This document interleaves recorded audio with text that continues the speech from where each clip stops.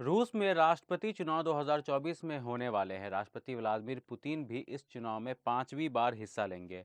दूसरी तरफ पुतिन के खिलाफ खड़ी होने वाली महिला येकातेरिना डंटसोवा का नामांकन रद्द कर दिया गया है। रूस के केंद्रीय चुनाव आयोग ने कहा है कि उसे महिला के नामांकन पत्र में 100 से ज़्यादा गलतियां मिली है।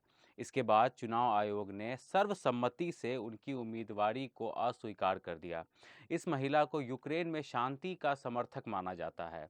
येकातेरिना डंटसोवा पहले टीवी पत्रकार थी। हालांकि रूसी चुनाव आयोग के इस फैसले से पुतिन के विरोधियों को एक नया हथियार मिल गया है। उनका कहना है कि चुनाव आयोग के इस फैसले से पता चलता है कि अगले साल मार्च में होने वाले राष्ट्रपति चुनाव में वास्तविक विपक्षी विचारों वाले किसी भी व्यक्ति को पुतिन के खिलाफ खड़ा होने की अनुमति नहीं दी जाएगी। येकातेरिना डंटसोवा रूस में पत्रकार रह चुकी हैं। उनकी उम्र तकरीबन 40 बरस है। वह पुतिन की मुखर आलोचक रही हैं। येकातेरिना के 3 बच्चे और वह उनका ख्याल खुद रखती हैं। समाचार एजेंसी रॉयटर्स को दिए गए इंटरव्यू में उन्होंने कहा, कई रूसी चाहते थे कि चुनाव में कोई व्लादिमीर पुतिन को चुनौती दे। क्रेमलिन का दावा है कि आगामी राष्ट्रपति चुनाव में पुतिन ही जीतेंगे, क्योंकि उन्हें पूरे समाज में वास्तविक समर्थन प्राप्त है। वर्तमान में पुतिन की ओपिनियन पोल रेटिंग लगभग 80% है। 40 वर्षीय डंटसोवा ने टेलीग्राम के इंटरव्यू में कहा कि वह इस फैसले को अनुचित और अलोकतांत्रिक बताते हुए सुप्रीम कोर्ट में चुनौती देंगी। उन्होंने कहा, इस राजनीतिक निर्णय के साथ हम अपने स्वयं के प्रतिनिधि रखने और आधिकारिक आक्रामक बयानबाजियों से भिन्न विचार व्यक्त करने के अवसर से वंचित हो गए हैं। चुनाव आयोग के प्रमुख एला पामफिलोवा ने कहा कि आप एक युवा महिला हैं, आपके आगे सब कुछ है, किसी भी माइनस को हमेशा प्लस में बदला जा सकता है।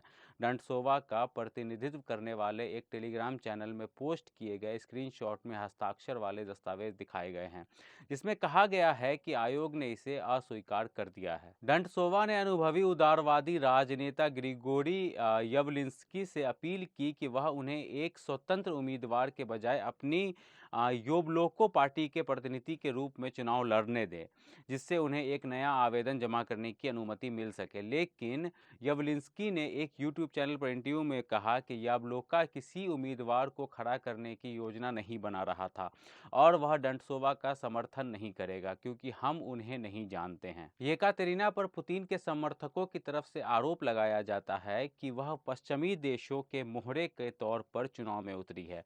समर्थकों ने येकातेरिना को विदेशी एजेंट भी कहा है। पश्चिमी देशों की मीडिया में येकातेरिना के बारे में कहा जा रहा था कि वह पुतिन को चुनाव में हराने की कुव्वत रखती है, लेकिन पुतिन उन्हें सत्ता में आने नहीं देंगे और अब रूस में यही हो रहा है। यूक्रेन के साथ जंग पर येकातेरिना कहती हैं कि लोग हर रोज मर रहे हैं और मुझे यकीन है कि वे जीना चाहते हैं।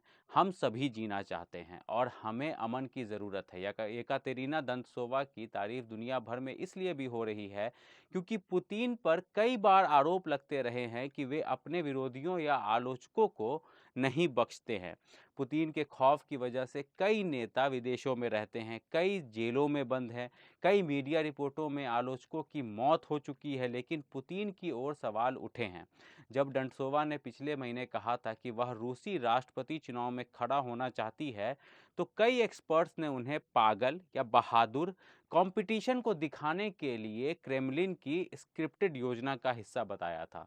नवंबर में एक इंटरव्यू में उन्होंने कहा था कि ऐसा कदम उठाने वाला कोई भी समझदार व्यक्ति डर जाएगा, लेकिन डर से जीत नहीं होनी चाहिए। इस इंटरव्यू में उन्होंने राजनीतिक कैदियों की रिहाई का आह्वान किया था और कहा था कि रूसी लोग यूक्रेन में संघर्ष से बहुत ज़्यादा थक गए हैं।